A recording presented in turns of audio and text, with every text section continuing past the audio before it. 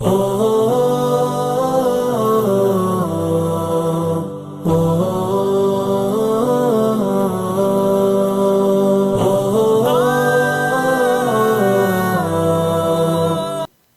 اللہ الرحمن الرحیم۔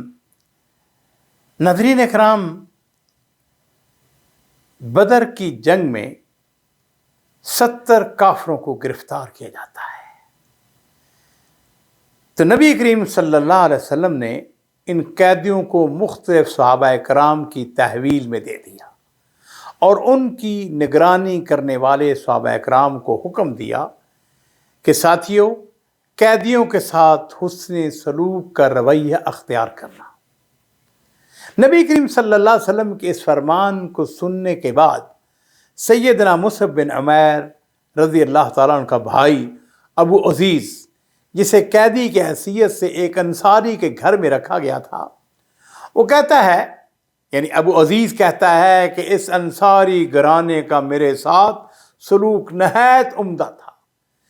جب وہ مجھے دوپہر یا رات کا کھانا دیتے تو میرے لیے روٹی کا بندوبست کرتے اور خود کھجوروں پر گزارا کر لیتے۔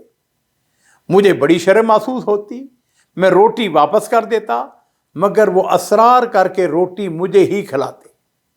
یہاں اس بات کو ذہن نشین کر لیجیے ناظرین کرام کہ اس زمانے میں مدینہ شریف میں روٹی بڑی مہنگی ہوا کرتی تھی۔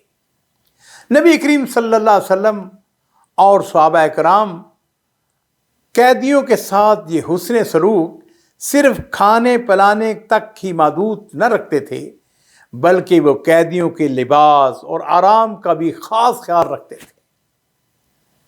سیدنا جابر بن عبداللہ رضی اللہ تعالیٰ عنہما بیان کرتے ہیں کہ بدر کے قیدیوں میں نبی کریم صلی اللہ علیہ وسلم کے چچا سیدنا عباس بن عبد المطلب بھی شامل تھے۔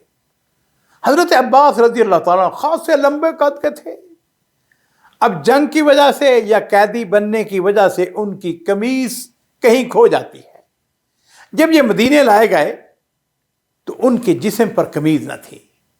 نبی کریم صلی اللہ علیہ وسلم نے ان کے لیے قمیص تلاش کی، مگر ان کے ناپ کی کوئی قمیص دستیاب نہ ہو سکی۔ رئیس المنافقین عبداللہ بن ابی، یہ بھی بڑے خاصے لمبے قد کا تھا، چنانچہ عبداللہ بن ابی سے قمیض لے کر سیدنا عباس بن عبد المطلب کو پہنائی جاتی ہے۔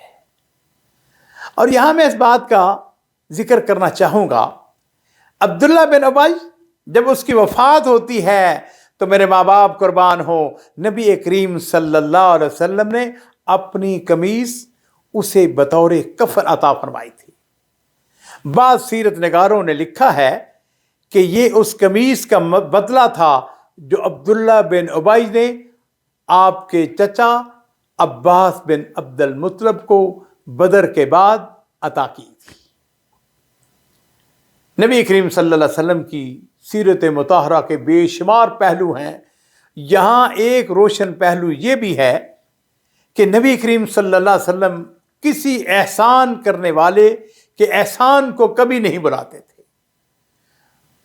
وہ مسلمان ہوتا، کافر ہوتا، منافقین میں سے ہوتا، جس کسی نے نبی کریم صلی اللہ علیہ وسلم کے ساتھ کبھی کو نیکی کی ہے تو نبی کریم صلی اللہ علیہ وسلم نے اس کو کبھی نہیں بولا۔ چنانچہ بدر کے قیدیوں کے بارے میں نبی کریم صلی اللہ علیہ وسلم کا یہ فرمان، آپ کا یہ ارشاد بڑا مشہور ہے کہ آپ نے ارشاد فرمایا تھا، اگر مطعم بن عدی زندہ ہوتا اور ان بدبودار لوگوں کی مجھ سے سفارش کرتا تو میں اس کی خاطر انہیں چھوڑ دیتا۔ مطعم بن عدی کون تھا؟ یہ وہ شخص تھا جو کافر ہونے کے باوجود مکارم اخلاق میں بڑا یکتا تھا۔ مطعم وہی شخص ہے جس نے شیب ابی طالب میں نبی کریم صلی اللہ علیہ وسلم کے خاندان سے قریش کا مقاطعہ جب ختم ہوا، اس مقاطعے کو ختم کرنے میں بڑا کلیدی کردار ادا کیا تھا۔ اسی طرح نبی کریم صلی اللہ علیہ وسلم جس وقت طائف سے واپس آتے ہیں، طائف کے سفر سے جب واپس تشریف لائے تو نبی کریم صلی اللہ علیہ وسلم نے مطعم بن عدی کو پیغام بھیجا۔ یہ شخص مسلمان نہیں تھا، آپ نے اس کو پیغام بھیجا تھا کہ میں تمہاری پناہ میں مکہ میں آنا چاہتا ہوں۔ مطعم نے اس پر موافقت کی اور پناہ دینے پر رضامندی ظاہر کرتے ہوئے ہتھیار پہن لیے۔ اس نے اپنے بیٹوں، اپنے بھتیجوں اور اپنی قوم کے لوگوں کو بلایا اور کہنے لگا کہ تم لوگ ہتھیار باندھ کر بیت اللہ کے مختلف گوشوں پر پوزیشنیں سنبھال لو، کیونکہ میں نے محمد صلی اللہ علیہ وسلم کو پناہ دی ہے۔ اور اس کے بعد مطعم نے رسول اللہ صلی اللہ علیہ وسلم کی طرف پیغام بھیجا کہ آپ مکہ مکرمہ تشریف لے آئیں۔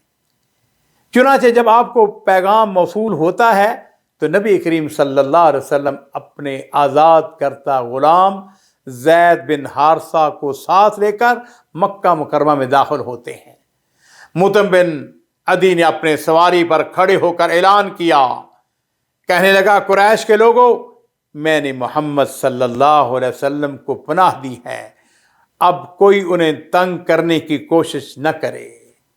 اور میرے ماں باپ قربان ہو، نبی کریم صلی اللہ علیہ وسلم نے مطعم بن عدی کے اس احسان کو کبھی فراموش نہیں کیا۔ ناظرین کرام، اللہ کے رسول صلی اللہ علیہ وسلم کی سیرت کا یہ روشن پہلو میرے لیے، آپ کے لیے اس کے اندر یہ درس ہے، ہمارے لیے اس کے اندر یہ سبق ہے کہ اگر کوئی شخص ہمارے ساتھ نیکی کرے، حسن سلوک کرے، تو اس کی نیکی کو، اس کے حسن سلوک کو کبھی نہ بھولے اور کوشش کریں کہ جب کبھی آپ کو موقع ملے اس کا اچھے انداز میں بدلہ دیں۔